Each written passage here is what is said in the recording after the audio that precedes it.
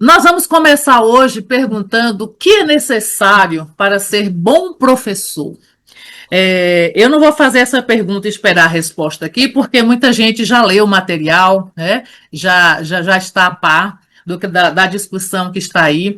Mas, em geral, quando eu faço essa pergunta para meus alunos na universidade, em algum curso de formação, as respostas são muito interessantes, né? E a gente começa a ouvir coisas que fizeram parte da vida escolar das pessoas, né? Então, se a gente fosse abrir aqui para relatar alguma experiência, nós íamos ver que nós tivemos professores de todo tipo. Professor que sabia muito, mas não conseguia assim traduzir para a gente.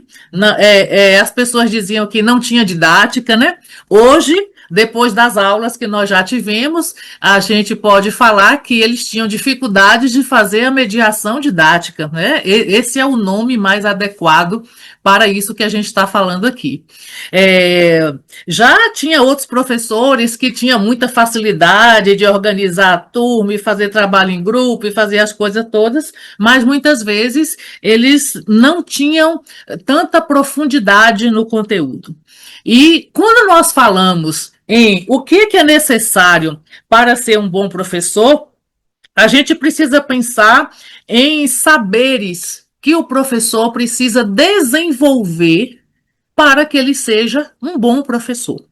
Tá? E aí, no nosso texto, no nosso e-book, nós fizemos opção por colocar 3 saberes importantíssimos que o professor necessita desenvolver para que ele possa desempenhar bem a sua função de mestre.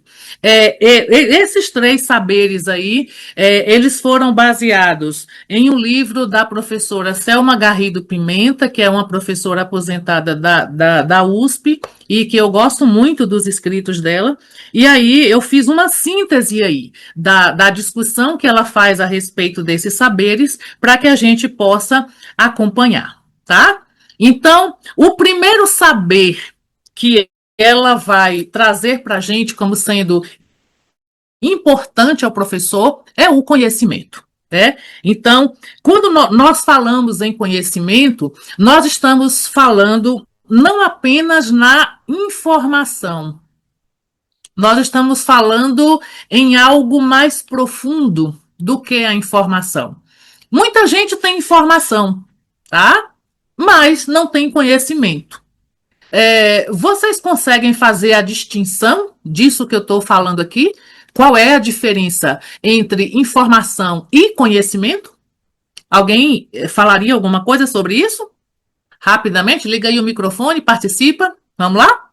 A informação seria o dado sem necessariamente fazer um trabalho com ele, né? Fazer uma limpeza do dado, uma organização desses dados.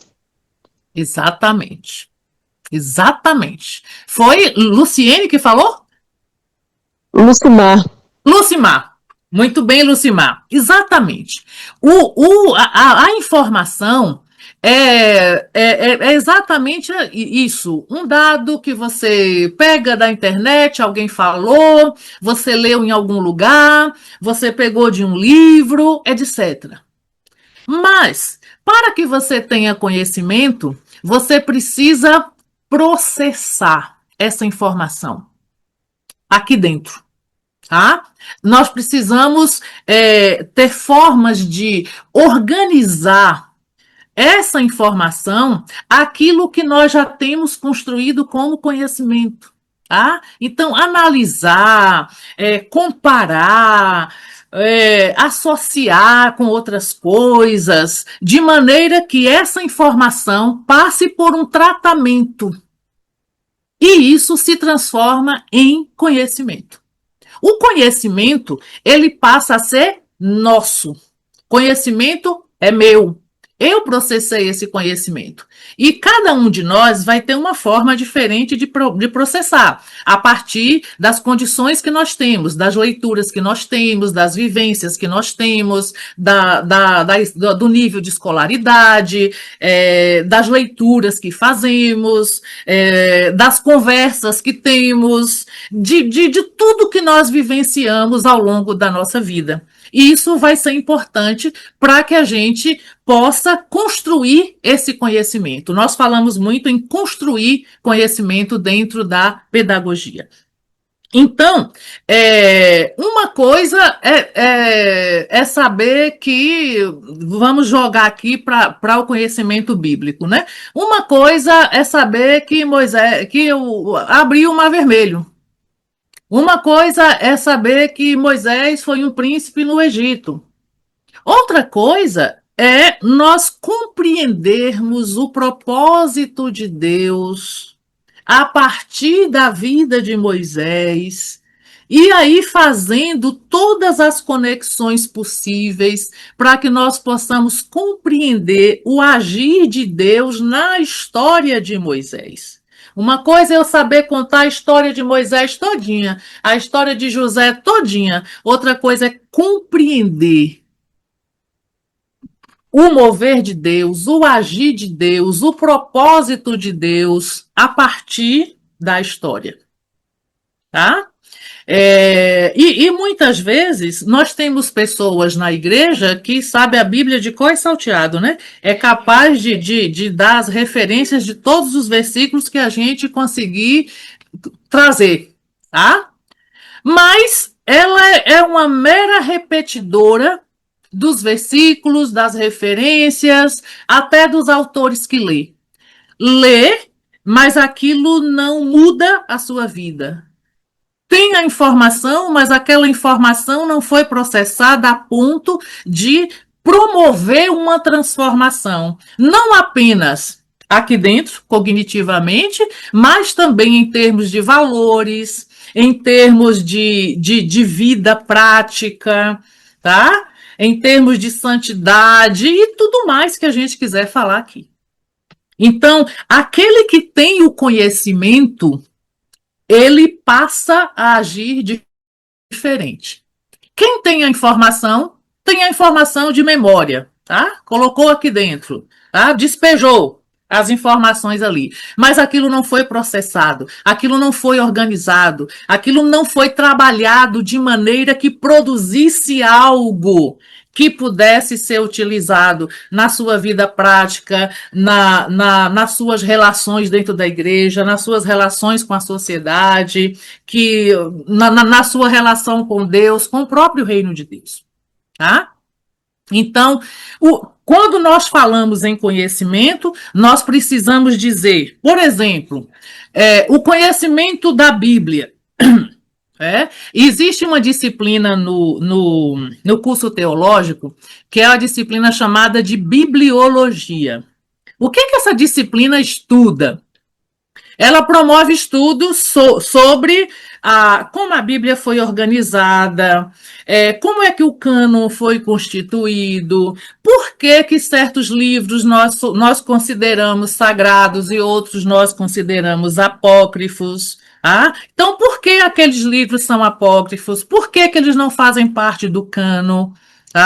Então, na verdade, o conhecimento ele é mais do que a informação. O conhecimento nos dá a condição de explicar por que o conhecimento é daquela forma e não de outra forma. Como disse Pedro lá na sua carta, estejais preparados para responder a qualquer um que vos perguntar sobre a razão da vossa fé. Então, tem muita gente que é crente, que é salvo, que é do Senhor Jesus, mas não sabe explicar a razão da sua fé. Está faltando conhecimento, tá? Então, e quando nós falamos em termos do professor, o conhecimento das escrituras ele é indispensável para aquele que quer se dedicar ao ensino, que quer ser mestre, que quer ensinar a outras pessoas, tá? Em 1 Timóteo 3:2, Paulo vai dizer assim: é preciso estar apto para ensinar. Isso aí está na apostila de vocês, na página 24. É preciso ter aptidão para ensinar. Muita gente pensa que o mestre é um dom, e pode ser também um dom. Tem pessoas que têm uma inclinação natural para o ensino, mas ele também pode ser adquirido. Então, é possível, conhecimento é possível ser adquirido. Tá? Então, eu estou falando aqui de um saber que ninguém nasceu com ele, mas que ele foi sendo construído e que nós podemos nos apropriar dele e torná-lo nosso. Então, à medida que o conhecimento das Escrituras fazem parte da nossa vida, nós podemos, sabe, fazer muita coisa com ele. Nós podemos ensinar a pessoas que já têm 30 anos de evangelho e nós podemos ensinar o recém-convertido, que não sabe nem abrir a Bíblia ainda. Por quê? Porque eu consigo transitar pelo conhecimento. Então, o conhecimento me faz ter esse trânsito, ter essa liberdade para agir como professor, né? Então, reforçando aqui, é, essa habilidade, essa aptidão, esse conhecimento, ele pode ser adquirido, ok? Agora, nós precisamos também desenvolver um outro saber. Não basta apenas ter o conhecimento, é preciso saber ensinar, tá? O saber pedagógico, eu estou vendo aqui que parece que esse slide não é o slide mais novo. Gente, só um minutinho aqui. Eu dei uma atualizada no slide hoje. Só um instantezinho, tá? Deixa eu ver aqui. Eita, o negócio não quer deixar eu abrir. Deixa eu aqui. Deixa eu minimizar tudo aqui. Eu tenho que ver agora, porque senão, no final, ele vai estar faltando algumas coisas. Parece que não salvou como eu gostaria, mas vamos lá.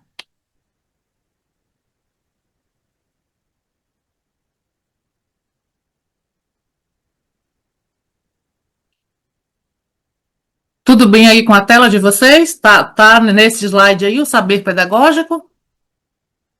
Tá, tudo bem. Ok, prontinho. Como eu tinha colocado aqui, saber ensinar. Hoje eu coloquei isso de amarelo e não está aparecendo amarelo. Então, eu estou desconfiada que eu não devo ter salvo a última versão. Mas vamos lá. Então, como eu estava a dizer, não basta ter conhecimento. Tem muita gente que tem conhecimento, conhece muito, sabe muito, mas não consegue ensinar ninguém. Né? Então, esse saber pedagógico, que é o saber ensinar, ele é tão importante quanto o conhecimento. Tá? E se eu fosse explicar assim, bem detalhadamente o que é esse saber pedagógico, o que significa saber ensinar, eu colocaria isso que eu coloquei aí para vocês. Significa saber traduzir o conhecimento bíblico de modo que todos compreendam. Esse traduzir não é você querer ir lá no original da Bíblia e traduzir, não é nada disso. Eu vou dar um exemplo aqui para vocês. Imagine, quem tem curso teológico aqui vai compreender bem o que eu vou dizer. Quando nós estudamos a teologia, nós nos aprofundamos, nós chegamos a um nível de discussão que aquele tipo de discussão nós não vamos ter na igreja. Por quê? Porque ela é uma discussão teológica. Tá? No entanto, eu preciso saber trazer aquela discussão em uma linguagem que as pessoas possam entender, que a juventude possa entender, que as crianças possam entender. Tá? Então, nós podemos tratar de qualquer conteúdo bíblico com as crianças, desde que nós saibamos traduzir isso para a linguagem delas. Então, quando eu falo aqui de saber traduzir o conhecimento bíblico de modo que todos compreendam, nós estamos falando exatamente disso, de apresentar esse conhecimento bíblico em uma linguagem que todos possam entender. o novo convertido, a criança, o junior, o adulto, o idoso, o intelectual e o analfabeto. Todo mundo precisa compreender. Primeiro, porque essa é uma obrigação de quem ensina. E depois, irmãs, o Espírito Santo faz aquilo que a gente não consegue fazer. É? Então, Jesus foi o mestre por excelência, né? Mas o Espírito Santo também é mestre em nos ensinar. E ele traduz muita coisa, que muitas vezes a gente se enrola um pouco, né? Para falar, para ensinar para os nossos alunos. Então, irmãs, me permitam, eu vou parar um pouquinho aqui, eu vou interromper o compartilhamento, porque está faltando informação nesses slides aqui, tá? Só um instantinho. Eu interrompi, deixa eu ir lá, deixa eu fechar esse arquivo que está aberto aqui.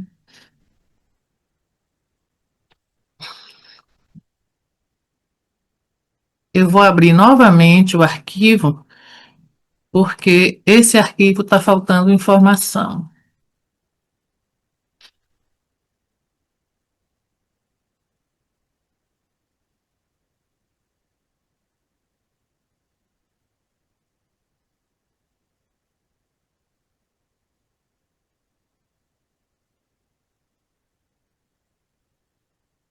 Eu estou indo aqui no Canva pegar, porque o que eu salvei no meu arquivo não está atualizado.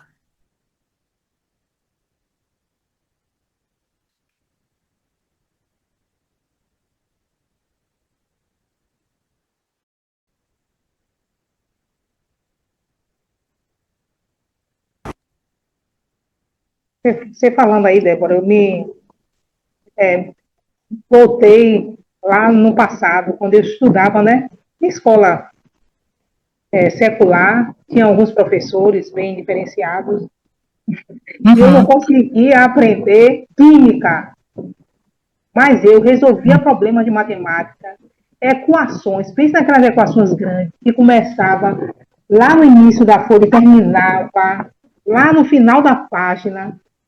Eu ficava me perguntando como é que eu não conseguia pegar química e nem física, se tem a ver um pouco com a matemática. E se eu era boa na matemática? Mas a questão, Débora, era justamente os professores. Minha professora de matemática ensinava e passava com uma clareza, Débora, com uma clareza tão grande que até hoje eu consigo resolver. Se eu pegar uma fórmula, eu resolvo. Entende? Mas química e física, minha irmã, eu passei porque eu me esforcei, mas dizia a você que eu peguei um negócio firme, não peguei. Mas foi justamente, é isso aí que você está colocando. Exatamente, Adriana. Entendeu? É bem interessante isso. É bem assim, eu também tive muitas dificuldades com matemática no quinto e sexto ano. Quando chegou no sétimo e oitavo, que mudou a professora de matemática, eu cheguei a tirar 10. Então, às vezes, a forma do professor ensinar, a forma como ele se coloca diante dos seus alunos, sabe? E inibe demais os alunos. Tem professor que a gente não ousa fazer uma pergunta a ele, né? Eu acho que todo mundo já viveu isso aqui. Hoje em dia o negócio tá muito invertido também, né? Mas a questão básica é preciso conhecer e é preciso saber ensinar. Então, esse saber pedagógico, que é esse saber ensinar que a gente está falando aqui, nós já falamos sobre essa primeira informação que está aí, então significa saber traduzir o conhecimento bíblico de modo que todos compreendam, e também significa identificar as melhores formas de propiciar a aprendizagem dos alunos. Então, quando eu me preocupo em como é que eu vou falar, por exemplo, sobre João, capítulo 1, para uma turma de adolescentes, que foi o que eu fiz ontem. Eu quase pirei, né? Eu falei, meu Deus, o verbo. No princípio era o verbo estava com Deus e o verbo era Deus. Eu já tinha até dado essa aula para os mais velhos e ontem tinha um grupo novo e eu tive que repetir a aula para o grupo dos adolescentes que estavam pela primeira vez. E como é que eu vou fazer isso? É? Aí eu coloquei eles para ir para a internet, para pesquisar o que era verbo. Ó, é gramática, não é gramática, procura outra coisa. E com isso eles foram se envolvendo ali na aula. Aí a gente teve que fazer um passeio na Grécia para ver o que era o logos e tá, e vai, até que parece que eles entenderam. Aí eu passei uma tarefinha, próximo domingo eu vou saber se de fato eles aprenderam a partir do que eu passei, do que a gente vai discutir. Né? Então, é preciso que a gente consiga traduzir isso que a gente quer ensinar para os nossos alunos, identificando de que maneira nós podemos favorecer essa aprendizagem deles. Porque não adianta nada eu chegar na frente, preparar uma aula belíssima e eu achar que a aula foi muito boa, os alunos que não aprenderam. Isso não existe. Então, se não houver aprendizagem, o ensino foi inócuo, o ensino não valeu de nada, não houve ensino. É simplesmente assim. Então, lembrem lá da nossa primeira aula e da segunda aula que eu falei muito de ensino-aprendizagem. São duas coisas distintas, mas eles estão assim, interligados. Ou seja, não vai existir ensino se não houver aprendizagem. Na hora que a gente descasa isso, a gente destrói o processo didático, né? Então, essas duas coisas são importantes. Mas existe um outro saber ainda, eu falei do saber, conhecimento, saber pedagógico, que é o saber ensinar, mas há também o terceiro conhecimento. Espera aí, gente, parece que passou duas de uma vez aqui. Ah, tá, não passou duas de uma vez, não. É porque eu coloquei aqui essa chargezinha para vocês se divertirem um pouquinho. Olha só o que está aí. A professora aí da sua carteira, alguma dúvida acerca do trabalho em grupo sobre o sistema respiratório? Aí o aluninho, sozinho na sala, sim, professora, o que é trabalho em grupo? Isso nos diz muita coisa.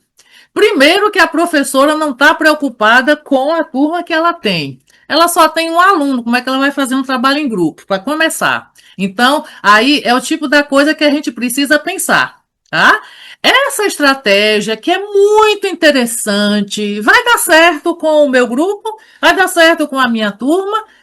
Esses recursos são adequados para o ambiente que eu tenho, para os alunos que eu tenho e assim por diante. E depois, às vezes a gente parte do pressuposto que o aluno já tem determinados conceitos construídos e nem sempre tem. Então, o que é mesmo trabalho em grupo? E aí eu quero dar um outro exemplo para vocês, porque isso aqui representa bem o saber pedagógico que a gente está falando aqui. Né? Como nós temos aqui uma escola de alfabetização na igreja, esse ano já faz 20 anos que a gente tem esse projeto, que é meu projeto de extensão da universidade.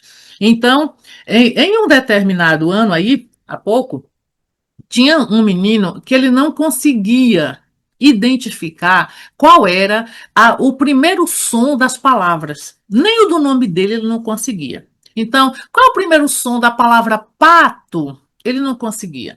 Sapo não conseguia. Cama ele não conseguia. Nenhuma palavra ele conseguia identificar o primeiro som da palavra. E essa é uma estratégia muito importante dentro da nossa metodologia. Até que um dia ele ia ser o primeiro da fila, porque a professora faz um esquema de rodízio e cada dia, na hora de ir para o recreio, um vai ser o primeiro da fila. E chegou o dia dele. E ele ficou no mesmo lugar que ele sempre ficava. E os coleguinhas, ei, fulano, você é o primeiro hoje. E ele assim, com a cara que, sim, que foi? Você é o primeiro. Todo mundo falou, você é o primeiro. E ele quieto lá. Aí a professora pegou ele e colocou lá na frente. E a professora me contou essa história. Aí eu falei com ela assim: será que ele sabe o conceito de primeiro? Pelo que você está me dizendo, ele pode não saber o que significa primeiro, o seu primeiro. Aí ela foi investigar, não deu outra. O menino não sabia o que era primeiro. Aí ela foi trabalhar esse conceito com ele, 2 dias fazendo isso, o menino começou a identificar a primeira sílaba, o primeiro som de todas as palavras. Né? Então, às vezes, a gente pensa que a criança tem uma dificuldade de aprender por conta do que está assim visível aos olhos, e às vezes a dificuldade ela é conceitual, ela é de outra natureza. Então, é sempre bom a gente ficar ali investigando o que está acontecendo com os nossos alunos, porque isso faz parte do saber pedagógico. Ok? Vamos lá!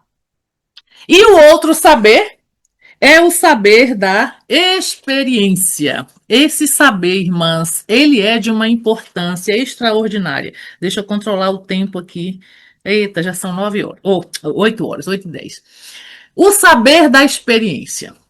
Diferente do conhecimento que nós vamos adquirindo com o estudo, com a exploração, com diversas estratégias, diferente do saber pedagógico que nós podemos aprender determinadas formas de realizar o trabalho pedagógico, de fazer a mediação didática, isso nós podemos aprender com outras pessoas, podemos ler nos livros, podemos ver um vídeo, há diferentes formas de nós aprendermos. O saber da experiência é diferente. Então, o saber da experiência, ele é construído à medida que nós vamos nos exercitando, à medida que nós vamos agindo, experimentando, realizando determinadas coisas. É importante que a gente saiba que são saberes da vivência.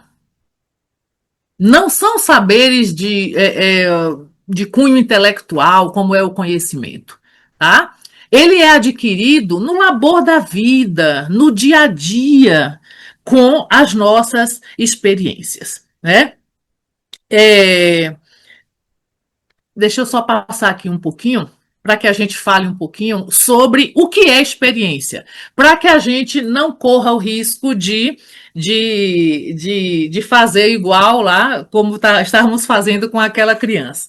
Né? A gente fala muito em experiência. A gente fala muito em experiência com Deus, para os nossos alunos, né? Na igreja, nas nossas conversas, nós falamos sempre sobre essas coisas. Mas me chamou a atenção uma conversa que eu tive com uma adolescente não faz nem uns 2 meses. E o adolescente me disse assim: porque o pastor me disse que eu ia ter uma experiência com Deus e eu ia ver, e etc. E eu fiquei foi com medo disso. Eu não sei o que é isso. Eu fiquei com medo disso. E aquilo me chamou a atenção. Como é que nós lidamos com esse tipo de coisa com os nossos adolescentes, com as nossas crianças? O que é mesmo a experiência? Porque a experiência, ela acontece não apenas conosco, professores, ela vai acontecer também com os nossos alunos, com todos aqueles que estão em volta de nós. E é importante que a gente observe que a experiência é algo que nos acontece. Ela não é algo que é externo a nós. O que é externo a nós? É o fato. É o fato que acontece.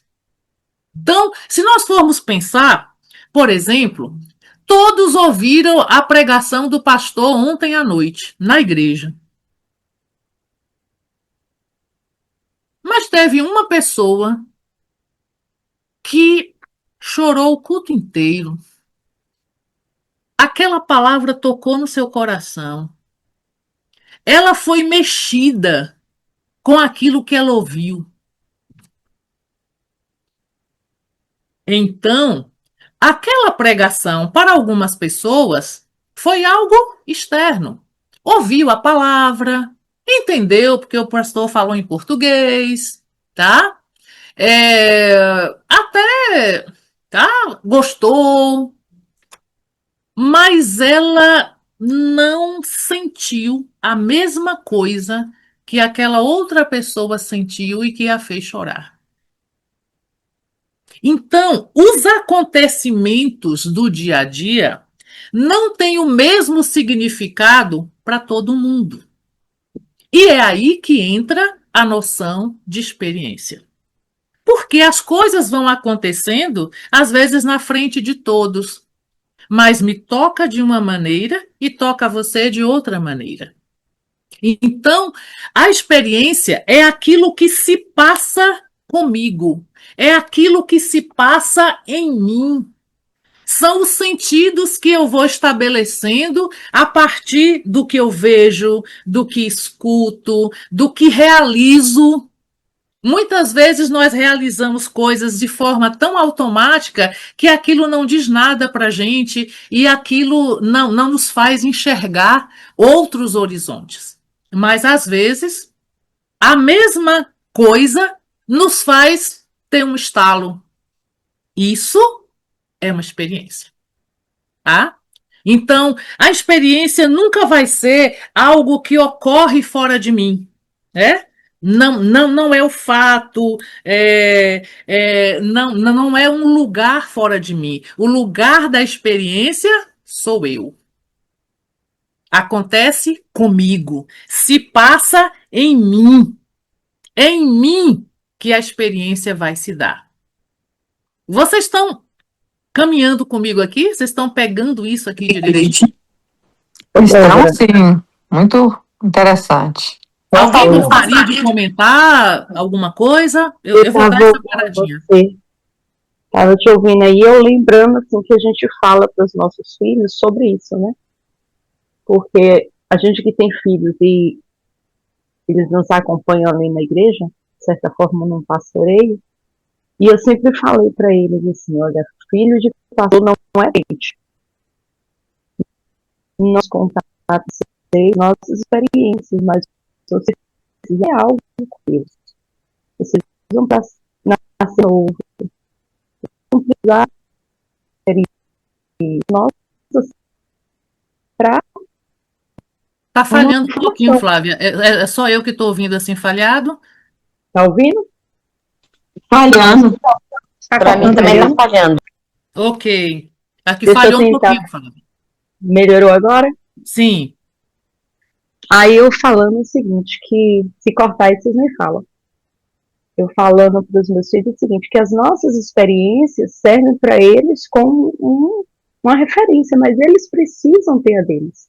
Exatamente. Né? Aquilo que nós vivemos, a gente conta para eles, mas são informações. Uhum. Né? E como filhos de pastores, não é o fato de eles serem filhos de pastores, que eles são crentes, que eles não precisam buscar isso. E a gente sempre deixou certo isso para eles. Vocês precisam buscar do Senhor e viver também essas experiências que são pessoais, né? Como a conversão, né? A conversão de um filho. Os pais, aquela coisa de ter os filhos na igreja, mas os filhos não é porque os pais estão na igreja que os filhos são crentes, né? Então eles precisam passar por essa experiência de conversão, de novo nascimento. Exatamente. E essa conversa que eu tive com esse adolescente me fez ter essa experiência, sabe? Porque, assim, a gente fala para eles na igreja, você também precisa ter uma experiência com Deus, etc. E aí isso me bateu de uma forma tão forte assim. Será que eles sabem o que é experiência?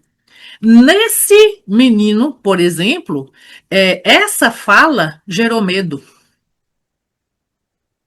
Então, a experiência que ele teve em ouvir sobre a experiência com Deus gerou medo. Vocês estão entendendo o que eu estou falando aqui? Essa questão da experiência, ela é muito particular, ela é muito de cada um, ela é muito dos filtros que cada um tem construído para enxergar as coisas, né?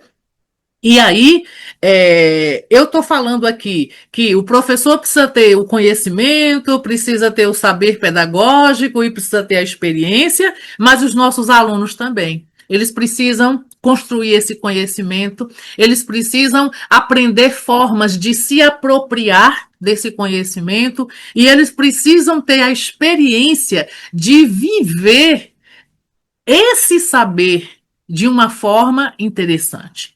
Então, aquilo que nós precisamos construir como professores, pegando aqui esses 3 elementos, eles também vão precisar construir de um outro lugar, de um lugar inverso ao nosso. Por isso que o nosso desafio é muito grande, de fazer com que eles compreendam essas coisas que a gente construiu e está construindo e eles também precisarão, tá? Então, irmãs, a experiência, ela vai ser sempre individual e a experiência vai ser sempre vivencial. A experiência é algo que se vive. A experiência não é algo que eu posso ter porque alguém me falou sobre a sua vida. Aí eu tenho a informação sobre a experiência vivida por aquela pessoa, mas eu preciso ter a minha experiência. Foi isso que Flávia acabou de falar. Então, oi. Ainda dentro disso, aí a gente percebe, dentro do próprio Evangelho, que muitas pessoas, na realidade, elas até conhecem a Bíblia, né? Mas conhecer a Bíblia é viver o que a Bíblia fala e ter experiência com Deus. E aí a gente se pergunta, quem de nós não já se fez essa pergunta? Meu Deus, como é que a pessoa, quanto tempo no Evangelho, se afastou dos caminhos do Senhor, minha gente? Sabe a Bíblia toda. Sabe a Bíblia, até dava testemunho, né? Mas na realidade, será que essa pessoa teve essa real experiência com Deus? Teve experiência com Deus? Poxa, Débora, isso é muito forte, viu? É forte. E assim, qual deve ser a nossa preocupação como mestres para os nossos alunos? Como propiciar a oportunidade de os nossos alunos vivenciarem isso? Construírem as suas próprias experiências. Tá? Isso é um desafio muito grande, porque a gente não consegue entrar na vida dele, a gente não consegue entrar nas emoções dos nossos alunos. Né? A gente se aproxima, às vezes a gente promove situações que a gente consegue atraí-los, mas eles precisam vivenciar as suas próprias experiências. E assim, é importante que a gente saiba que tem muita gente buscando informação, como está aí no slide. Mas informação é diferente de experiência. Informação é informação. Conhecimento é conhecimento. Experiência é experiência. São 3 coisas muito distintas. É claro que o conhecimento pode favorecer a experiência, evidente. Tá? O conhecimento, ele é, digamos assim, que um dinamizador da experiência, claro. Mas é uma outra coisa, tá? Então, eu posso ter o conhecimento, eu posso falar sobre ele, mas aquilo pode não fazer efeito sobre mim, aquilo pode não me fazer crescer. Ô, Débora, Oi? eu queria te interromper, eu lembrei daquele versículo que fala assim, buscar-me-eis e me achareis quando me buscares todo o vosso coração, não é? Exatamente. Então a gente acredita que a gente tem que levar as pessoas, nossos alunos, a entender isso, buscar a Deus de todo o coração, né? Para que essa pessoa venha ter essa experiência. Quando a gente pensa em outros campos, né? Por exemplo, você vai fazer uma cirurgia. Você prefere fazer com um médico experiente ou com um médico inexperiente? Todo mundo vai preferir um médico experiente. Agora, sempre, né? Débora? Oi. Eu poderia resumir isso aí, que a experiência é o conhecimento na prática? Olha, a prática é uma coisa, a experiência é outra coisa. Foi excelente sua pergunta, Cleo. Excelente. A prática pode gerar experiência? Pode. mas não é a mesma coisa. Por quê? A prática é aquilo que acontece. E às vezes a gente age no automático até, ok? Débora, mas quando a gente internaliza o conhecimento, não fica fácil de colocar em prática? Sim, mas a experiência é a vivência. A experiência é aquilo que me passa daquele momento em que eu estou realizando uma determinada prática. O que fica para mim, tá? Olha, assim, nós temos professores, eu vou falar agora da escola regular, tá? Da escola secular. Nós temos professores que têm 10 anos dentro da escola, mas é um professor inexperiente. Ele sabe fazer bem aquilo que ele aprendeu com aquela técnica ali. Fazer bem ali, entre aspas, tá? Ele repete aquilo. A prática dele é. Na hora que surge qualquer coisa fora do script, ele não sabe mais o que fazer. O que aconteceu aí? Faltou experiência para resolver uma situação que se apresentou, que não estava no script, que ele não sabe de memória, que ele não leu em lugar nenhum.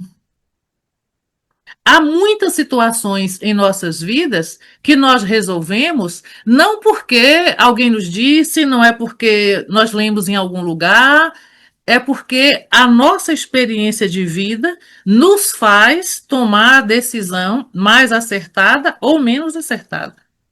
Ô, Débora. Ok, diga, Flávia. Cleo, só um pouquinho, Flávia. Eu consegui te responder, Cleo? Sim, mas eu ainda fico pensando assim. Eu acho que a experiência é uma espécie de sabedoria interior. Claro, que é construída a partir da prática, a partir daquilo que a minha sensibilidade capta. Ok?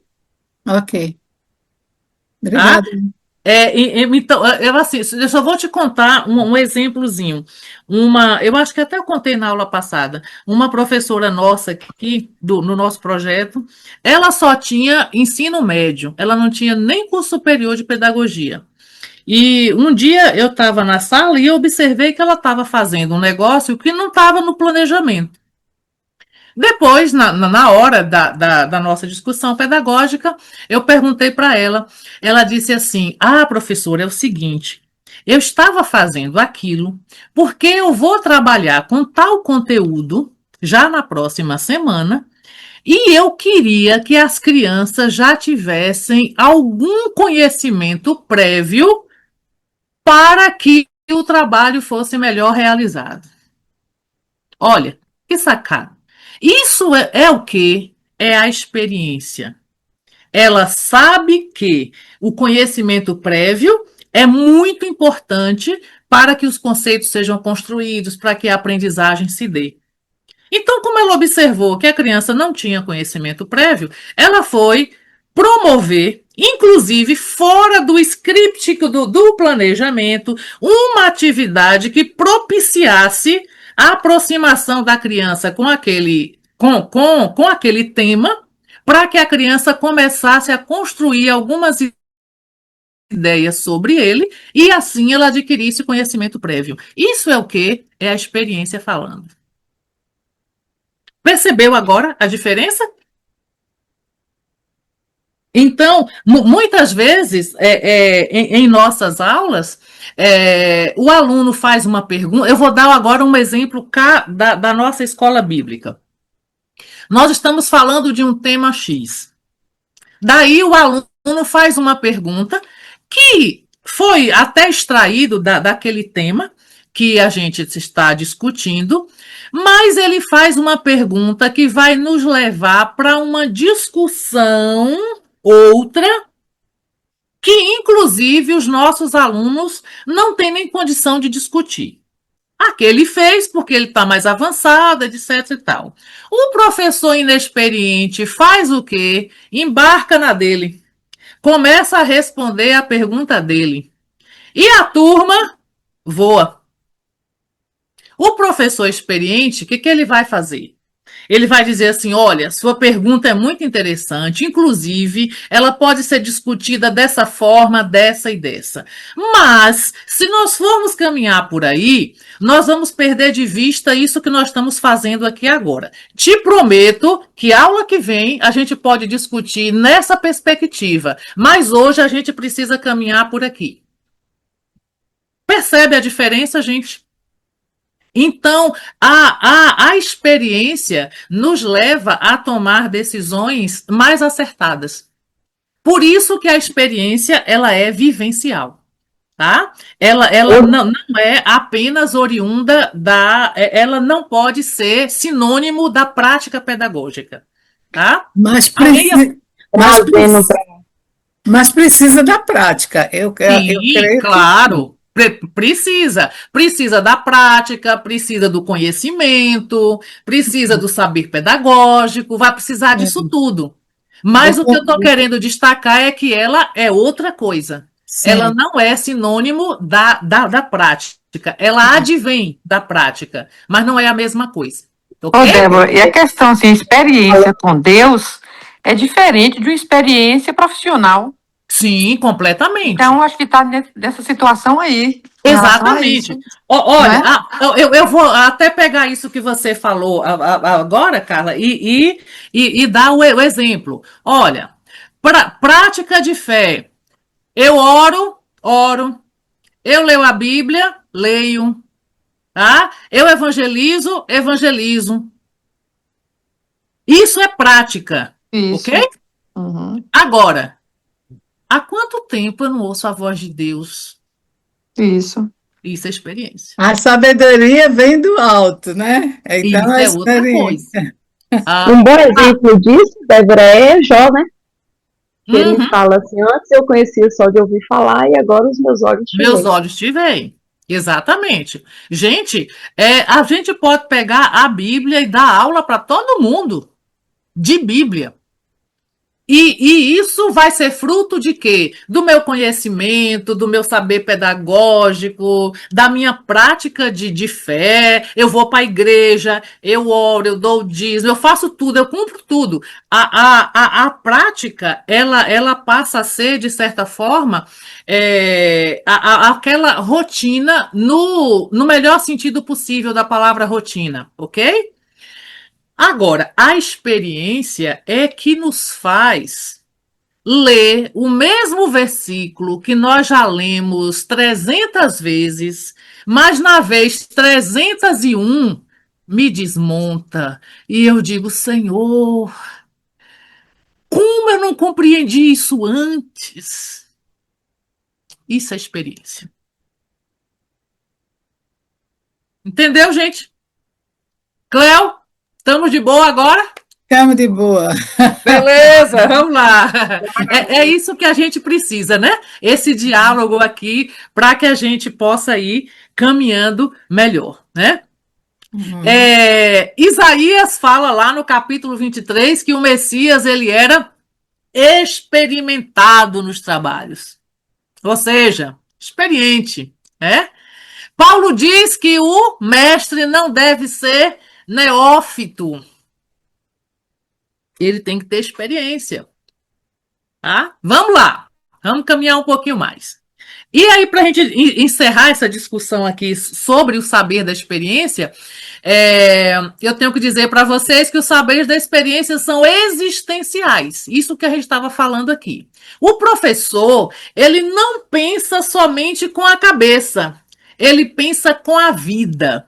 Ele pensa com o que ele viveu, com aquilo que ele acumulou em termos de experiência de vida, em termos dos seus valores, das suas certezas. o professor pensa com isso tudo, tá? E aí eu ainda acrescento aqui, isso aqui eu extraí de um material de Tardif que está aí citado nas referências do nosso e-book. E aí eu acrescento aqui, o professor pensa com o que ele construiu em termos de fé. Então, o professor, dentro das nossas igrejas, ele não vai pensar apenas com o escrito da revista que dá base para o estudo dele, ele não pensa apenas com o artigo que ele leu, que foi interessante, né? Mas ele vai pensar com a sua história de vida. A sua história de vida vai fazer com que ele apresente o seu saber de uma maneira ou de outra maneira, tá? E isso tem a ver com as suas experiências. E isso vai ter a ver com aquilo que ele construiu em termos da sua fé, ou seja, das suas experiências com Deus. Tá? Tem pessoas que, quando fala, vai dar um estudo para a gente chega a sentir assim uma. Meu Deus, que presença do Senhor aqui, né? A pessoa está cheia de Deus. Tem outros que a gente ouve nem tanto. Aí, e às vezes a gente nem percebe porque a gente também não sentiu naquele momento algo diferente, né? Aquilo que me passou não foi uma experiência tão boa, sei lá, e assim por diante, tá? Então, irmãs, só para a gente fechar aqui essa parte, quais são os saberes que o professor necessita construir para que ele seja um bom professor? Então, nós falamos aqui do conhecimento bíblico, nós falamos aqui do saber pedagógico, que é o saber ensinar, tá? Para diferentes pessoas, para diferentes faixas etárias, e os saberes da experiência, que é esse saber que a gente acabou de falar agora, que é fruto da nossa vivência com Deus, da nossa história com Deus, daquilo que nós aprendemos de Deus, daquilo que Deus nos fez enxergar ao longo das nossas vidas, e que nós podemos até partilhar, para que outros também se interessem, se inspirem e também vivam as suas próprias experiências. Amém? Ô, Débora, deixa eu te perguntar. Oi. Veja só, existem pessoas que dizem assim, pelo que você falou aí, o professor ele deve estar apto para ensinar todas as faixas etárias, né? Não necessariamente todas. Então é isso. Então, existem aquelas pessoas que não têm afinidade com determinadas faixas etárias, né? Isso quer dizer. Exato. Eu acho que na minha fala eu deixei passar isso assim, de forma genérica, isso pode criar alguma dificuldade. Então, assim, gente, eu, por exemplo, eu já ensinei da criança aos adultos, porque meu pai era fundador de igreja e a gente tinha que fazer de tudo, né? Agora, é claro que eu tenho mais facilidade de trabalhar com determinada faixa etária do que com outra. Então, tem pessoas que têm um jeito especial para ensinar para as crianças de 3 anos de idade. Outra já se dá muito bem na classe dos jovens, mas se colocar ela para trabalhar com os pequenininhos, ela se perde completamente. Então, não significa que você vai ter que saber trabalhar com todos os grupos em qualquer situação. Não necessariamente, tá? Mas, a depender da sua condição, das suas habilidades, até da idade, tá? Até mesmo da idade. Hoje, por exemplo, eu não consigo mais trabalhar com classe de crianças de pré-escola. Por quê? Eu tenho que sentar no chão com elas. Se eu sentar no chão aqui, vai ser difícil de levantar. Problema de coluna, de joelho, de tudo mais, né? Então, é preciso que outros mais jovens, com maior mobilidade, façam isso. Aí eu já vou trabalhar com turmas maiores, com adultos, com juventude, sei lá. Eu até prefiro os adultos mesmo, porque trabalhar com adolescente, com jovem, a gente tem que ter uma série de requisitos outros que, para quem já passou dos 60, talvez fique um pouco mais difícil. né? Mas é nesse sentido, viu, Cléo? Não há essa necessidade de você saber trabalhar com todas as idades. Você pode se especializar, inclusive, que é um negócio bem interessante que a gente está precisando também. Certinho, gente? Vamos lá, podemos avançar? Beleza. Vamos nessa, né? Agora, vamos falar do planejamento de ensino na igreja. Vocês sabiam que a grande maioria dos professores não gostam de planejar? E eu não consigo entender como é que o professor não gosta de planejar. Se você vai, por exemplo, na redação de um jornal de TV, aqui mesmo tem televisão, e eu sou próximo lá do pessoal, e eles me falam muito, essa semana, tal dia que é a reunião de pauta, etc, tal. O que é reunião de pauta? É o planejamento do jornalismo. O repórter não sai para a rua sem saber o que vai fazer, procurando uma notícia. Não, ele já sai sabendo o que ele vai fazer, ele já tem as perguntas dele ali, ele já estudou sobre aquele tema para ele poder conversar com a pessoa e fazer entrevista. Se você chegar em uma loja, no comércio, todas as lojas, todos os comércios têm reuniões de planejamento. E eles estabelecem as metas. Todo vendedor tem sua própria meta, o gerente tem a meta e a loja tem a meta. Todo mundo tem que bater meta. Vocês já ouviram falar nisso? Aí da história do bater meta é uma coisa bem capitalista mesmo, mas eu estou trazendo isso no sentido de vocês observarem que em todos os lugares o planejamento ele é necessário. Se eu acordar e não planejar o meu dia, eu me enrolo todinha. No fim do dia eu estou extremamente cansada e olho para trás e eu não consigo enxergar o que foi que eu fiz. Porque eu comecei a fazer uma coisa, saí, fui fazer outra e deixei, já estou em outra. E essas coisas, elas não favorecem. Né? Então, o planejamento, ele é algo importantíssimo, principalmente quando nós falamos de reino de Deus. Porque quando eu estou em uma escola, todo dia a criança está ali naquela sala de aula, o professor está ali. Agora, nós na igreja, nós temos, em geral, uma vez por semana, um encontro com os nossos alunos. A grande maioria das igrejas funciona assim. Então, se nós não tivermos muita clareza do que nós vamos ensinar, o como ensinar, com que ensinar, a gente se perde, irmãs. E muitas vezes eu acompanho crianças, adolescentes que cresceram na igreja e que não sabem absolutamente nada de Bíblia. Eu tenho ficado assustada com o que eu estou vendo. Na minha igreja e em outras igrejas também, sabe? Então, isso tudo para dizer para vocês da importância do planejamento. Mas, o que é planejar? E aí eu trouxe um conceito aqui de planejar que eu gosto muito, que é do professor Celso Vasconcelos, que ele diz o seguinte: planejar é antecipar mentalmente uma ação a ser realizada e agir conforme o previsto.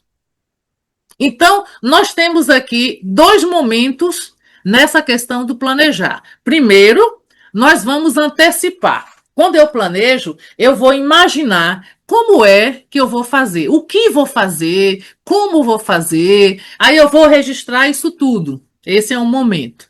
O segundo momento é agir de acordo com o que pensamos.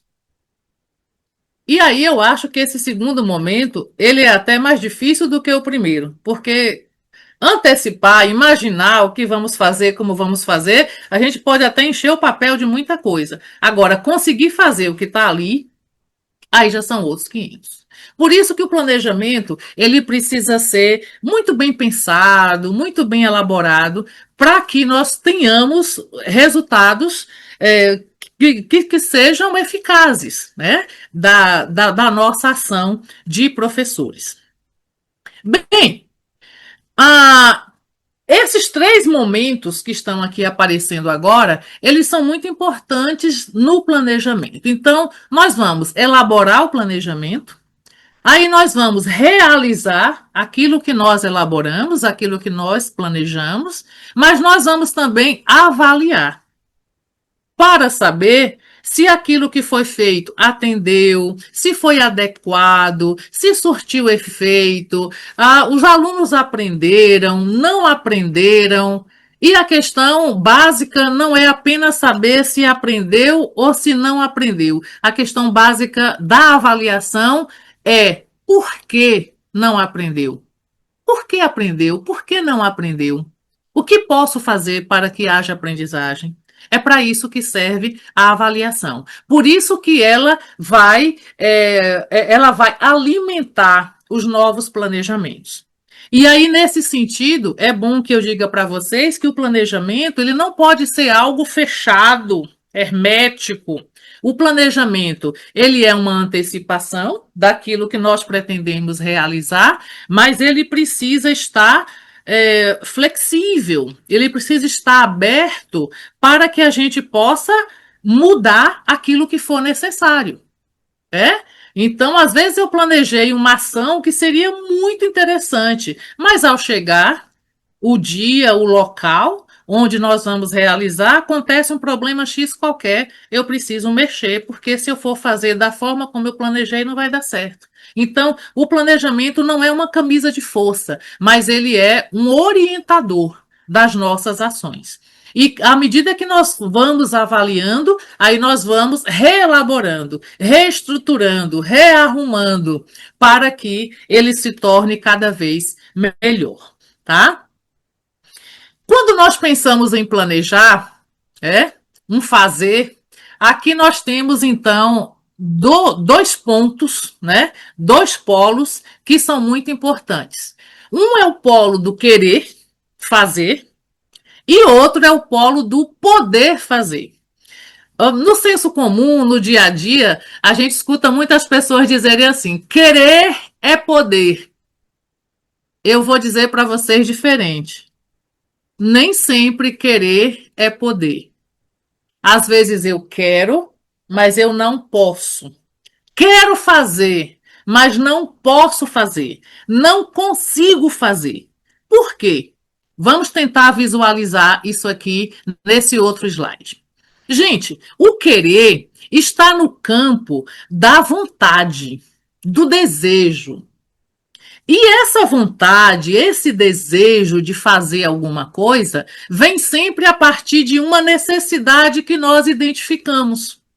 Então, eu identifiquei uma necessidade X.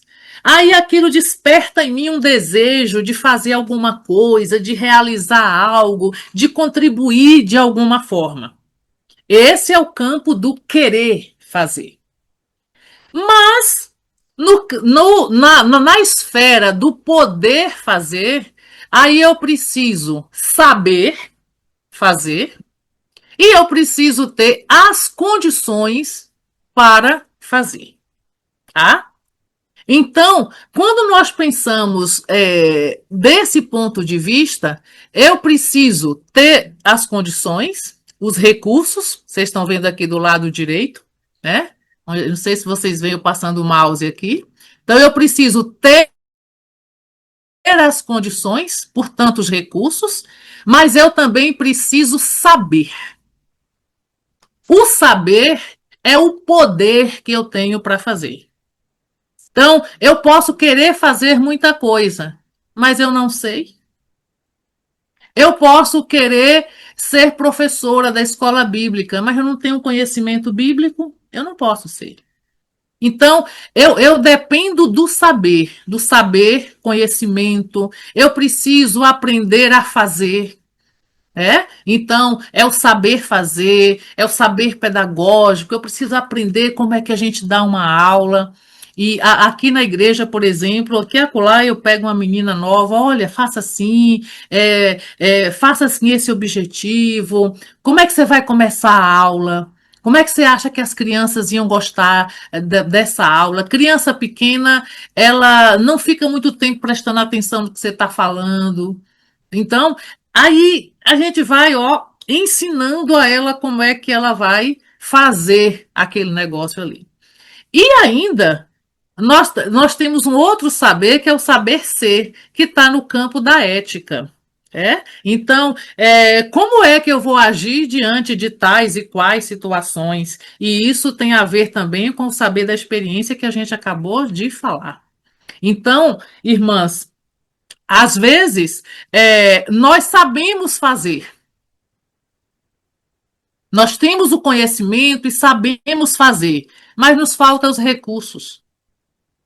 Aí esse poder fazer, de alguma forma, ele fica comprometido. Então, o ideal seria esse poder fazer com o saber, com o conhecimento, com os recursos adequados, para que a gente pudesse fazer o trabalho da melhor forma possível.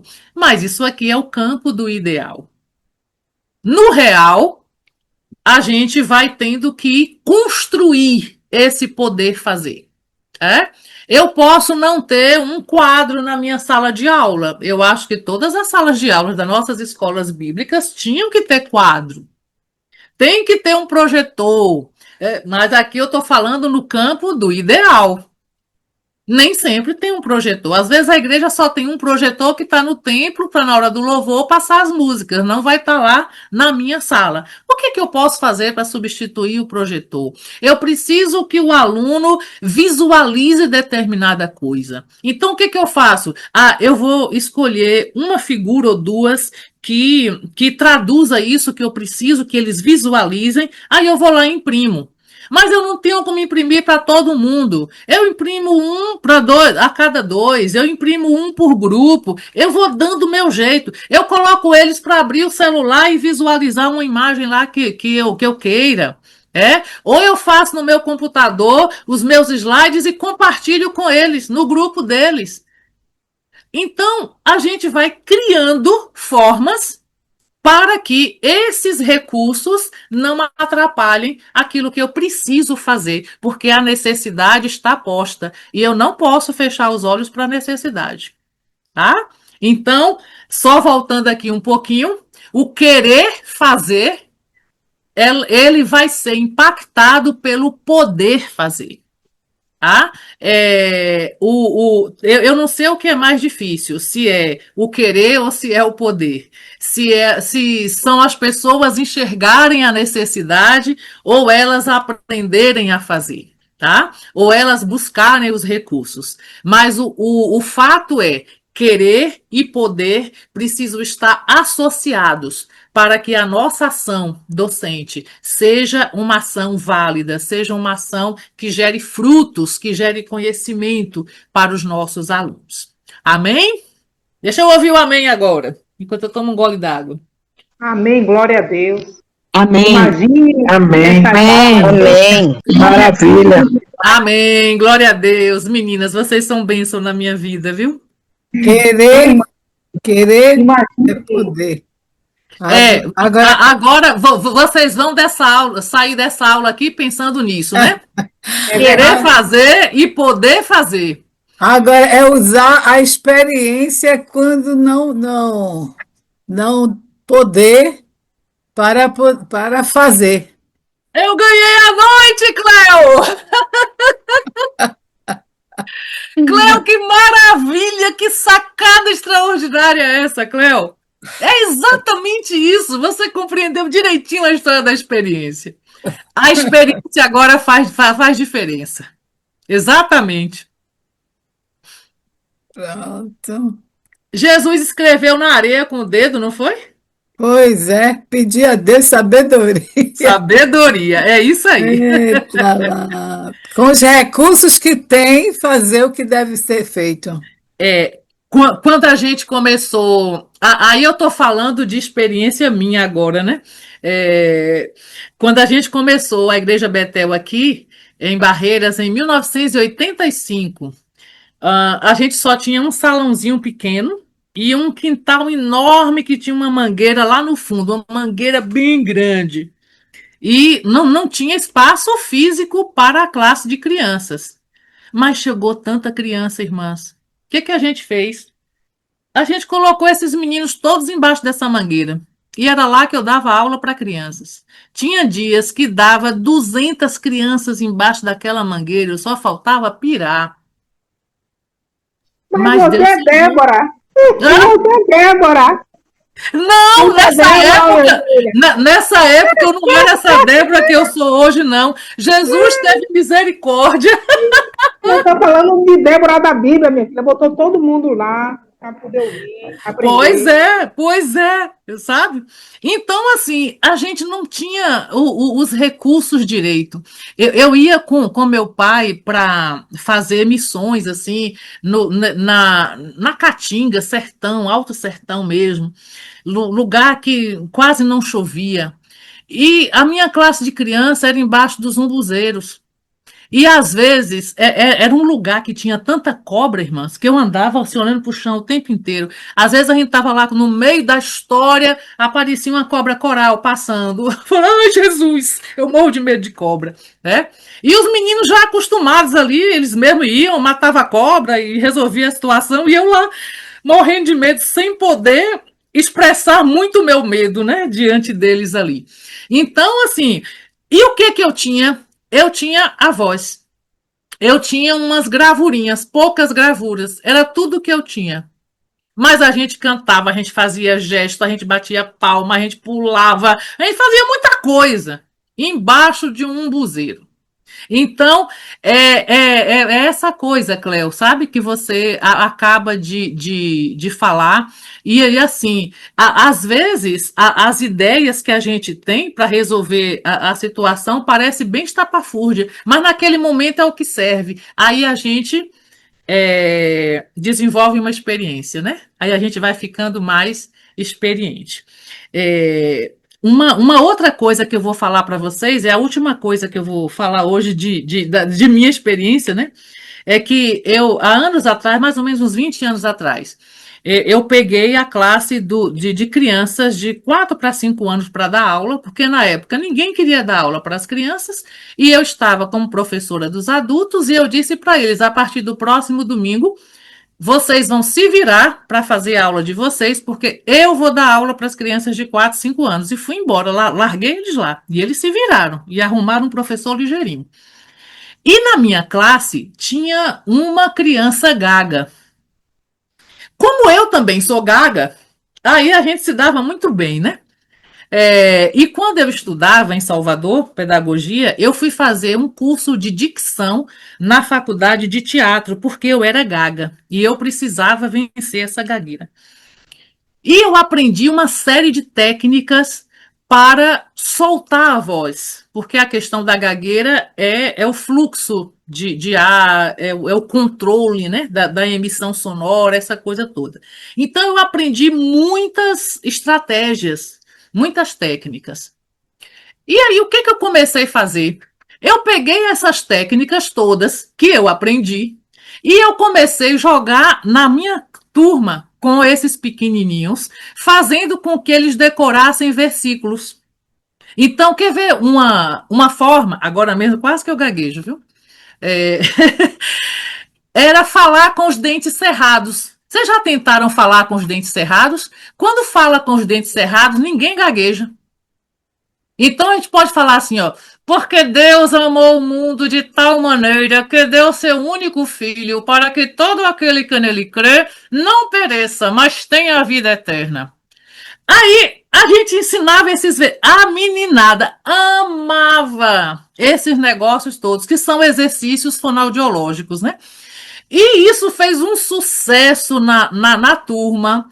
A meninada só queria falar os versículos assim, ou falando assim, ou falar cochichando, ou falar abrindo bem a boca, articulando todas as vogais, consoantes e assim por diante. Então, a gente às vezes pega coisas que a gente aprende em outro lugar, com outro objetivo, e a gente consegue trazer para a igreja e transformar isso em uma estratégia legal para poder fazer alguma coisa, contribuir com todas aquelas crianças, né? Mas vamos lá. Gente, Mas até aqui eu não tinha falado do planejamento. Eu vou começar a falar do planejamento agora. Meu Deus, a gente só tem 25 ou 35 minutos. Vamos lá. Irmãs, para que a gente possa fazer o nosso planejamento, nós temos que pensar na realidade. Qual é a nossa realidade? E quando nós pensamos na realidade, nós temos que pensar em 3 elementos. Primeiro, o aluno, o professor e o contexto. Às vezes a gente quer pensar só na realidade do aluno ou no contexto e não pensa em nós, né? Quando eu vou pensar no aluno, eu preciso começar a refletir sobre quem são os meus alunos, que conhecimentos que eles já possuem, que expectativas eles têm, qual é o nível de escolaridade deles, quais são os interesses deles e tantas outras coisas mais que a gente pode colocar aqui, tá? Mas nós precisamos pensar também em nós como professores. Eu estou preparado ou preparada? Possuo conhecimento suficiente para ensinar? Que habilidades que eu possuo para exercer essa função de mestre no reino de Deus? E essa preparação constitui em quê? Se eu não tenho conhecimento, eu posso buscar o conhecimento? Posso. Eu não vou cruzar o braço porque eu acho que eu não tenho conhecimento. Essa pergunta me serve para que eu busque mais conhecimento, para que eu observe que coisas que eu faço bem, que habilidades que eu já possuo e habilidades que eu ainda preciso correr atrás, tá? É nesse sentido que a gente precisa refletir. E também em relação ao contexto. Então, onde é que a igreja se localiza? É no centro, é na periferia, é no local de fácil acesso, é de difícil acesso? Que quantidade de alunos eu tenho por cada turma? Quais são as condições financeiras da igreja? A igreja consegue comprar revista? A igreja consegue fazer cópia do material? E assim por diante. Essa comunidade onde a igreja está, que tipo de costumes ela tem, como é que as pessoas se portam, como é que as pessoas se cumprimentam, tudo isso, irmãs, vai interferir na nossa aula, tá? A gente pensa que às vezes a sala de aula é uma coisa assim que está fora, né, dessas questões todas, mas não está. A sala de aula, inclusive a sala de aula da escola bíblica, é o lugar onde todas as diferenças se encontram. E a gente precisa lidar com elas. Ok? Bem, aí nós vamos encontrar lá o nosso aluno. Olha quem pode ser seu aluno. Um carinha sorridente, um carinha assim que franze a testa, ou o outro que está doido para lhe dar uma resposta brava, ó. E aí eu acrescentei também essa figura nova aqui. Vocês conhecem essa figura aqui?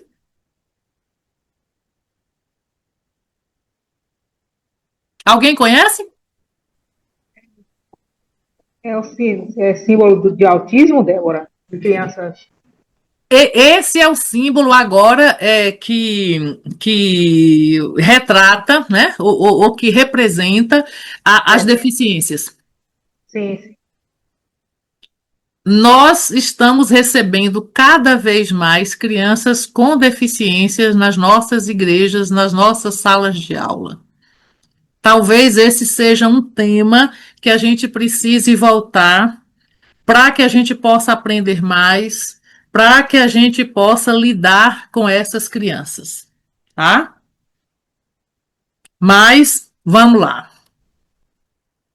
Bem, segundo elemento do nosso planejamento, eu queria que vocês acompanhassem aí no e-book, quem está com o e-book aberto, página 26, tá? O segundo elemento são os objetivos, as finalidades. As finalidades, elas são definidas por meio dos conteúdos e dos objetivos de ensino. Ok, gente? Então, para escolher o conteúdo, é preciso levar em conta a importância desse conteúdo e a sua necessidade para as pessoas. Então, às vezes eu considero um conteúdo super importante, mas aquelas pessoas estão precisando de outras coisas. E aí eu preciso ter essa sensibilidade para atender aquela necessidade que o grupo está apresentando, né? E os objetivos também. Os objetivos dizem o que será aprendido sobre o conteúdo. Então, à medida que eu escolho o conteúdo, aí eu vou elaborar os objetivos para aquele conteúdo. Então, se eu quero estudar com minhas crianças lá sobre a história de José, aí eu vou elaborar objetivos que vão dizer o que a criança vai precisar aprender sobre a história de José, ou com a história de José. E assim por diante, tá? Deixa eu andar mais rápido um pouquinho. Irmãs, o objetivo é o que vai dar norte a toda a nossa ação de professora. Tá? Então, eu não posso simplesmente ensinar sem um objetivo. Senão, a gente vai fazer a mesma coisa que está acontecendo aqui nessa imagem. Se nós ensinamos sem um alvo, sem um objetivo, a gente vai ter que correr atrás, né, para colocar o alvo para onde o dardo foi. O dardo foi embora, a gente está correndo atrás com o alvo. Não, nós primeiro colocamos o alvo, depois lançamos o dardo. Senão, não vai adiantar muita coisa. Então, à medida que eu vou ensinando e eu não sei o que eu quero que os meus alunos aprendam, eu vou ensinar qualquer coisa, de qualquer maneira, tá? Vai ser inócuo, vai ser inócuo. Tá? Então, é típico do professor que não planeja. Então, sempre que você for dar uma aula na escola bíblica, seja para que faixa etária for, você já tem o conteúdo da sua aula, a primeira coisa que você tem que pensar é: o que o meu aluno precisa aprender sobre isso? Escreva. Esses serão seus objetivos. Já já a gente fala um pouquinho mais sobre ele aí no nosso roteiro de planejamento. Ok? Bem, estabelecer os objetivos, agora nós vamos pensar nas formas de mediação, ou seja, na metodologia. É o momento de pensar como a aula será desenvolvida, quais são os recursos necessários para que haja aprendizagem. Então, os objetivos da aula é que vão guiar toda a metodologia, toda a forma como eu vou trabalhar. Então, se eu quero ir de Barreiras para Salvador, eu não vou tomar aqui a BR-020, que é a BR que vai me levar até Brasília, senão eu não vou chegar em Salvador. Se o meu objetivo é chegar em Salvador, eu tenho que escolher o melhor trajeto para que eu chegue lá em segurança, no menor tempo possível e assim por diante.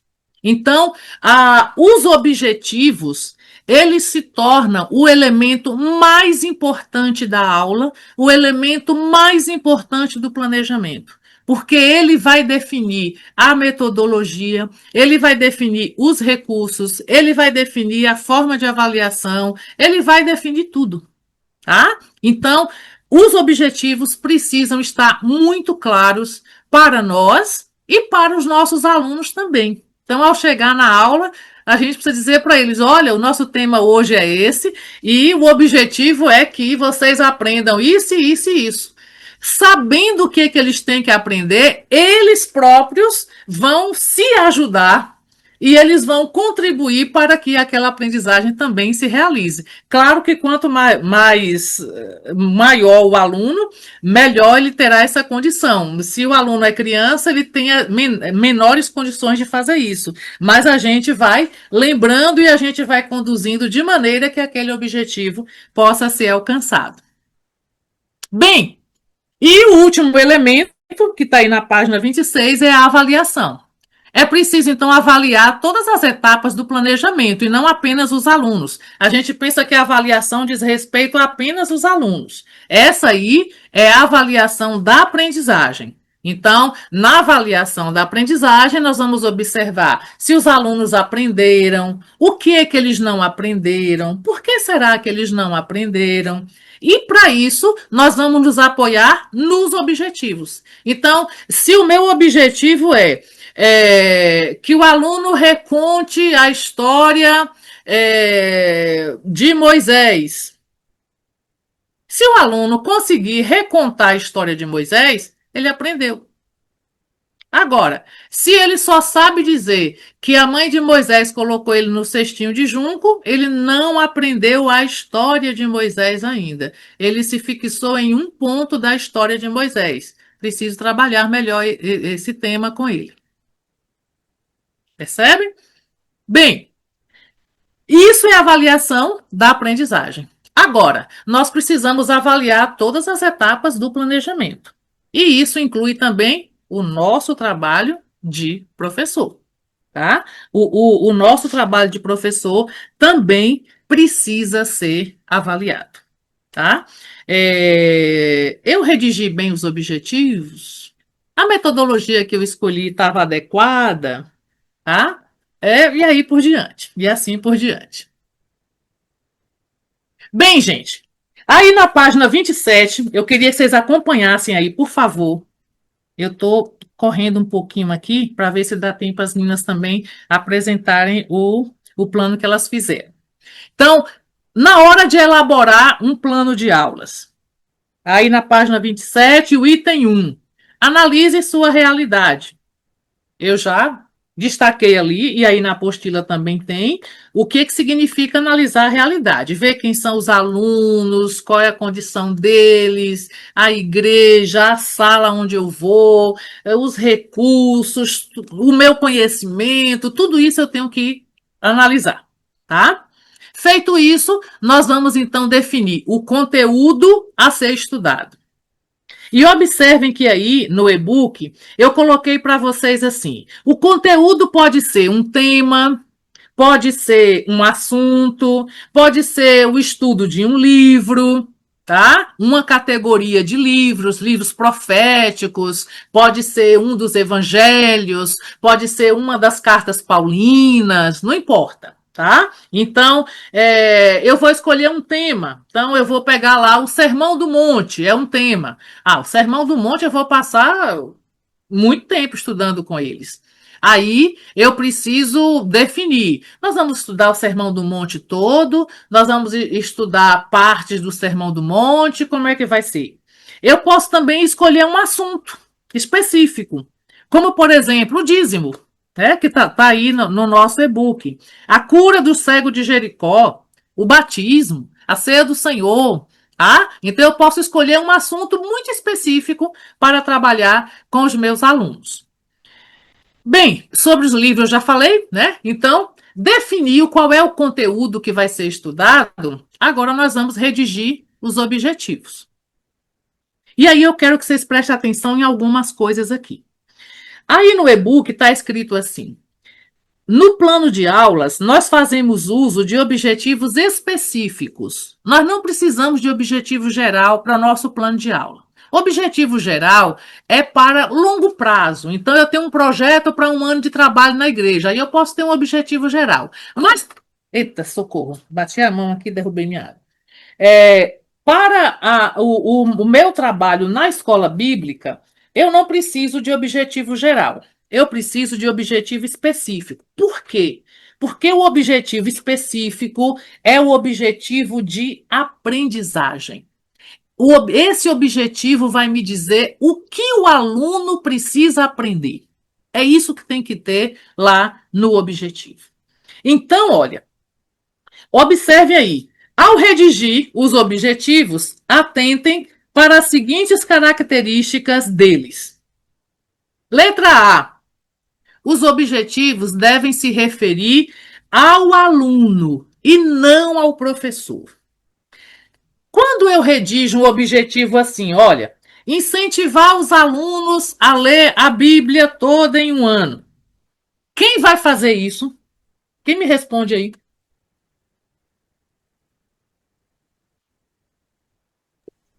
O professor. O professor.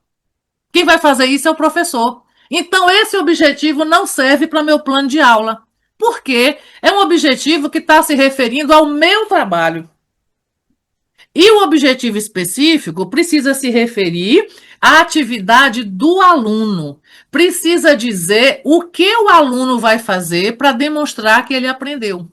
Portanto, ele vai se referir à aprendizagem do aluno. Isso está claro para vocês, gente? Dê um joinha aí, se estiver claro, para eu ir acompanhando aqui com vocês. Bem, outra coisa que é importante na redação do objetivo.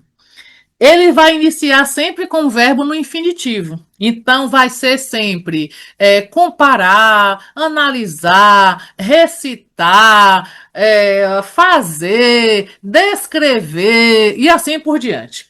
Tá? Sempre um verbo no infinitivo.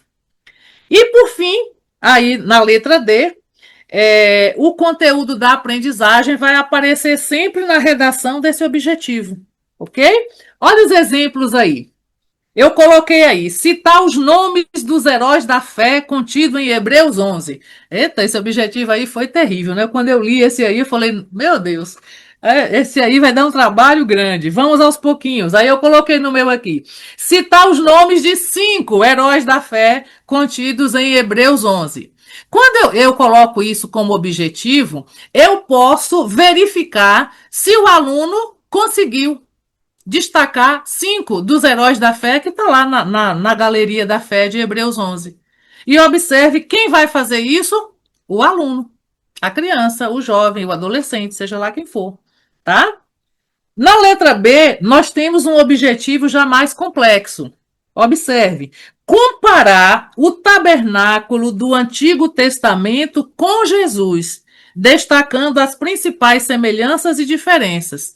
Isso aí já é um objetivo para uma turma mais avançada, que já estudou sobre o tabernáculo, ou que está estudando sobre o tabernáculo no Antigo Testamento, né? Fazer então essa comparação entre o tabernáculo do Antigo Testamento e Jesus. Jesus disse que tabernaculou conosco, né? Então, que semelhanças e diferenças pode existir entre o antigo tabernáculo e Jesus? Observe que esse é um trabalho de uma profundidade maior. Então, em cada objetivo que nós escrevermos, nós podemos exigir uma aprendizagem mais rasa ou uma aprendizagem mais profunda. Isso depende dos nossos alunos, isso depende do conteúdo que nós estamos estudando, né? Isso depende do conhecimento bíblico que ele já tem, e assim por diante.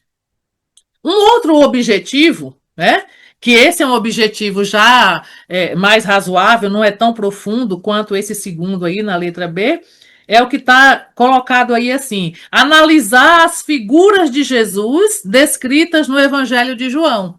O Evangelho de João vai dizer que Jesus é pão, que Jesus é água, que Jesus é cordeiro, né? Então, analisar as figuras de Jesus que estão descritas lá no livro de João, tá?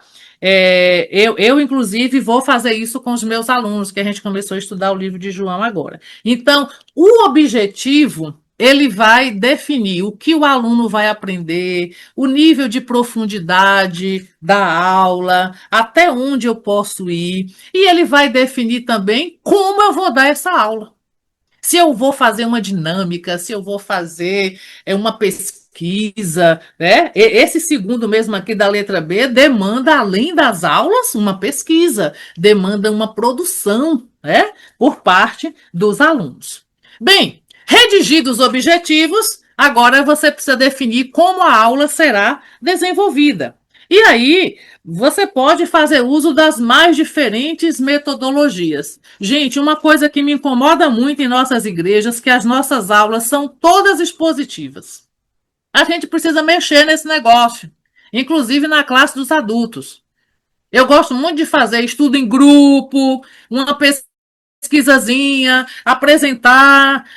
E nessas apresentações, nós vamos descobrindo valores, né, talentos, pessoas que têm condições de serem treinadas para serem futuras professoras, é assim que a gente descobre. Então, é preciso pensar como essa aula vai ser desenvolvida. A introdução. Eu não posso chegar assim, ó. Hoje nós vamos falar sobre o tabernáculo. O tabernáculo é isso e isso. Não, tem que ter uma introdução. Como é que eu vou iniciar a aula? que atividades podem chamar a atenção do meu aluno? De que forma eu posso atrair a atenção dele para essa aula que eu vou dar? Eu posso fazer uma dinâmica, eu posso colocar um problema para ser resolvido, uma pergunta, eu posso contar uma história. A semana passada mesmo, eu fui dar uma aula ali no município vizinho e eu comecei contando uma história.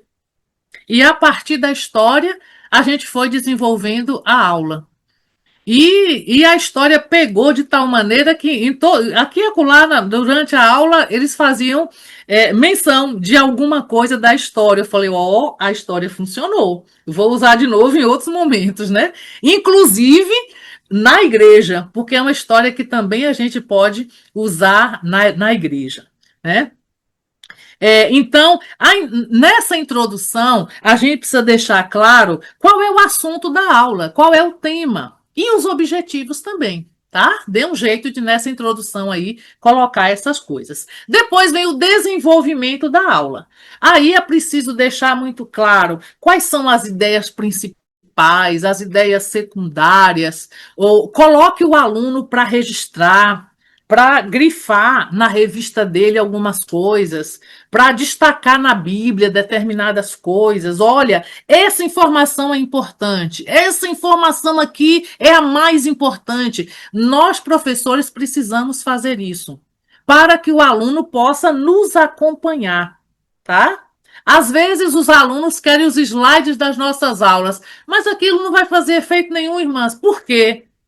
Porque o slide é uma coisa muito pessoal. Então, às vezes eu coloco lá uma frase que daqui a 15 dias aquilo não vai fazer sentido nenhum para ele que vai ler aquilo ali. Ele nem lembra mais do que eu falei. Por isso que eu disse para vocês que as aulas expositivas, elas são importantes, mas nós não podemos usar apenas aulas expositivas. Nós temos que favorecer que os alunos elaborem alguma coisa, discutam determinada coisa, apresentem um resultado X, tá? Por quê? Porque aquilo que a gente ouve, o bom ouvinte guarda 20%. E a maioria de nós não é bom ouvinte. Eu, por exemplo, não sou. Minha memória é visual. Então, eu preciso registrar. Depois eu volto, eu leio, aí eu começo a me lembrar, né? Então, a gente precisa fazer com que os alunos não apenas ouçam, mas que eles produzam, que eles façam, que eles analisem, que eles façam um mapa mental, que eles, sabe, coloquem em ação algumas das suas habilidades. E aí, eu coloquei para vocês aí, na letra B, já estamos na página 28, para que os objetivos sejam alcançados, é preciso realizar atividades de organização do pensamento do aluno. Nós, professores, é quem temos que fazer isso, chamando a atenção para os pontos mais importantes. Tá?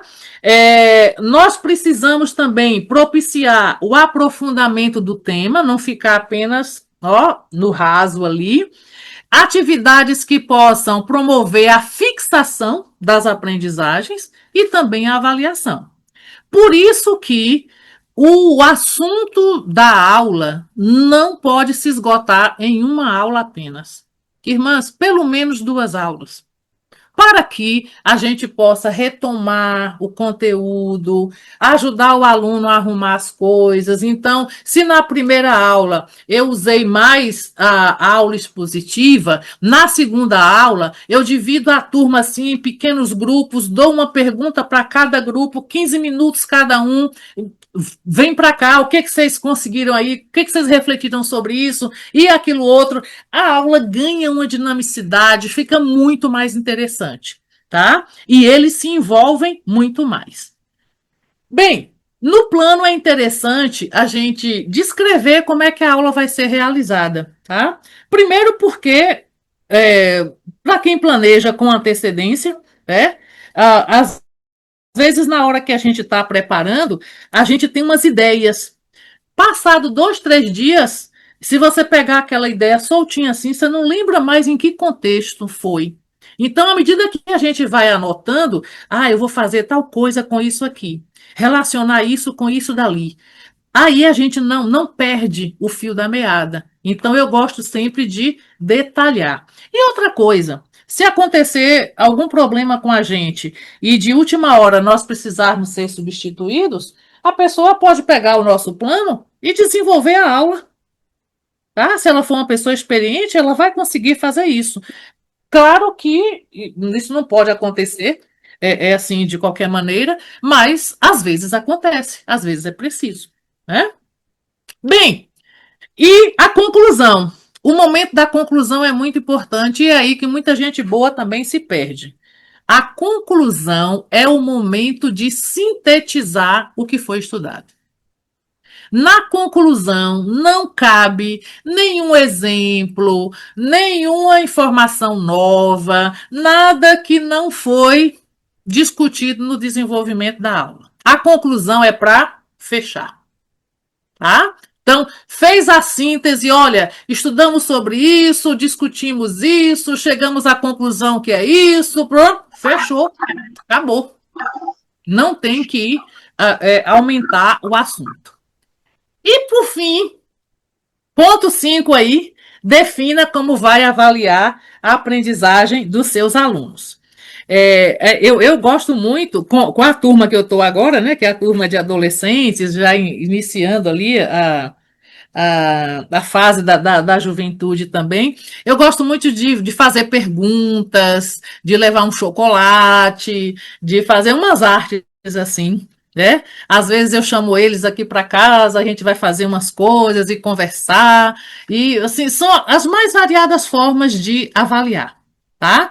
Às vezes eu peço que eles apliquem aquilo em uma determinada situação, né? Então, há diferentes formas de fazer avaliação. Então, perguntas, atividades, uma pesquisa, a apresentação de uma pesquisa. Um tempo desse atrás aí eu coloquei eles para estudar as parábolas e apresentar o que eles aprenderam. Peguei lá umas coisinhas do método de Vívia, adaptei, joguei para eles e deu certo, viu? Deu muito certo. Então, a gente vai sempre assim, inventando umas artes, tá? É sempre por ensaio e erro. Irmãs, e só para concluir sobre essa questão da avaliação, só repetindo, não é só o aluno que precisa ser avaliado. Nós também, professores. É bom que a gente peça que os nossos alunos nos avaliem e estejam preparadas para receber a avaliação. A gente não pode se zangar com o que eles disserem, a gente tem que refletir, viu? E nós fazermos a nossa autoavaliação. Os objetivos estavam adequados, o desenvolvimento da aula atendeu os objetivos, a aprendizagem ocorreu que foi uma maravilha, então acho que foi tudo bem, posso repetir a dose. Mas se teve um negócio que não deu certo, aí eu tenho que mexer no meu planejamento e tenho que revisar e tentar fazer de outra maneira, tá? Então, em linhas gerais, é mais ou menos isso, tá? A gente correu um pouquinho porque foi necessário.